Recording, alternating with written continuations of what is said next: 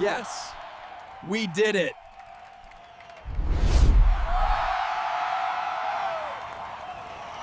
Okay, let's dive right in. We're looking today at something pretty interesting from Nvidia's latest earnings, their Q2 for fiscal 26. I mean, on the surface, the numbers were just record-breaking, right? Really cementing their dominance in AI hardware. But then the stock actually dipped a bit, kind of paradoxical. So we want to unpack why maybe a great quarter wasn't quite good enough for the market this time. It's a fascinating look at those price for perfection expectations and what it really signals for the whole AI revolution you're watching. So let's break down the specifics first. Nvidia reported a total revenue of $46.7 billion. That's a massive 56% jump year over year. And adjusted earnings per share, $1.05, up 54% from last year. Both numbers easily beat what analysts were expecting. Comfortably beat them, yeah. Exactly. And they even gave strong guidance for Q3, looking at about $54 billion in revenue. So with all that good news, how do we explain the stock dropping, about 3% right after the announcement? Well, it's really fascinating how market expectations can shift, isn't it? That dip wasn't really a knock on the quarter itself. I mean, the fundamental strength was undeniable. Instead, it looks like a reaction to a subtle change in the narrative, you could say, the really key data center segment, while still up a huge 56% year over year. Well, it posted its first single-digit sequential growth, just 5%. Okay. Since the whole generative AI boom started. Exactly. That's the first time we've seen that kind of slowdown quarter over quarter. So the market starts focusing not just on growth, but the rate of growth, the momentum.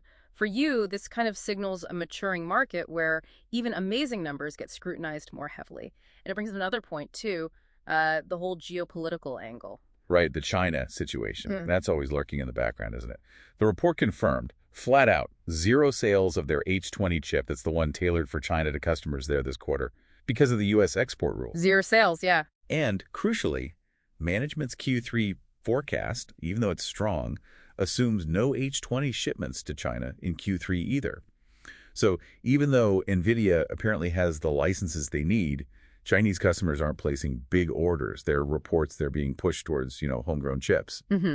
Creates uncertainty. Definitely creates long-term uncertainty. Exactly. But, despite that short-term stock reaction and the China headwinds, if you zoom out a bit, the underlying demand for AI infrastructure, it's clearly still incredibly strong. Just look at their new Blackwell platform, the next-gen stuff. Right. Demand is described as extraordinary. Right. Blackwell revenue grew, 17% just from Q1 to Q2? Wow, 17% sequentially. Sequentially, yeah. And here's something really telling. Demand for the older Hopper generation also went up. Increased, even with Blackwell coming online. It increased. It suggests the market is just so hungry, so supply constrained, that customers are basically grabbing both the new and the old generation chips as fast as they can. And you see other areas growing too, like networking. That's rapidly becoming like a $10 billion a year business for them. So they're really shifting from just selling chips to selling whole systems. Precisely. It shows that evolution into a full-stack provider. Okay, so it's clearly not just the data centers firing on all cylinders. What about other parts of the business? The gaming division seemed pretty healthy too, right? Revenue up 14% quarter over quarter. They mentioned the new RTX 5060 powered by Blackwell is their fastest ramping 60-class GPU ever. Gaming's back. And automotive was a real standout, up 69% year over year, driven by their Drive software platform. Yeah, automotive was impressive. So when you pull all these pieces together, data center strength, gaming recovery, auto growth, what does this whole report really tell us about the health of this AI supercycle you've been tracking? Well, this report acts like a really key barometer for the whole AI sector, I think. It definitely confirms the AI build-out is, still in the early to middle stages. Management's talking about a total addressable market of maybe $3 trillion to $4 trillion by the end of the decade. Huge numbers. Trillion. And NVIDIA's results directly impact their big customers. Think Microsoft, Amazon, Google, Meta. Get this.